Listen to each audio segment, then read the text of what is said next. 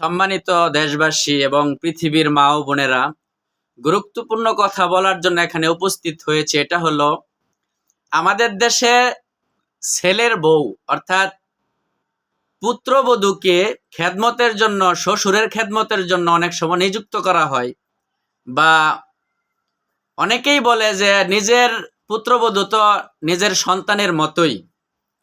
সম্মানিত দেশবাসী, এটা খুবই গুরুত্বপূর্ণ বিষয় যে এটা আপনার পুত্রবধূ, এটা আপনার সন্তান নয়।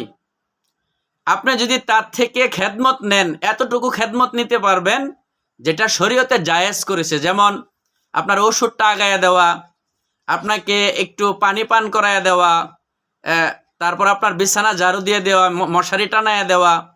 আপনার শারীরিক খেদমত বাদ দিয়ে অন্যান্য আনুষঙ্গিক যত খেদমত আছে, খাবারটা বেড়ে দেওয়া, ওষুধটা নিয়ে যাওয়া, চশমাটা আগায়া দেওয়া, পানটা বানায়া দেওয়া ইত্যাদি।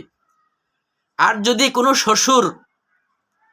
শ্বশুর যদি তার পুত্রবধূকে দিয়ে তার শরীরকে ম্যাসেজ করা, শরীর চাপ দেওয়া, পাকে টিপে দেওয়া, পিঠকে মলে দেওয়া ইত্যাদি, এই ধরনের খেদমত নেয় এবং এর দ্বারা পুত্রবধূর শরীরের স্পর্শের দ্বারা যদি শ্বশুরের শাহওয়াত বা সেক্স চলে আসে, তাহলে এই পুত্রবধূ তার পুত্রের জন্য ব্যবহার করা হারাম, নাজায়েজ এবং হারাম।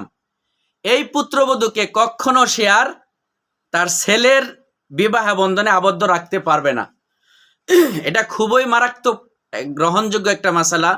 আপনি আমাদের দেশের মুফতি বা আইম্মায়ে কেরামের থেকে আপনি এটা জেনে নিতে পারেন। এই জন্য পুত্রবধূ যারা আছি, শ্বশুরের শরীরের মধ্যে আমরা স্পর্শ করব না।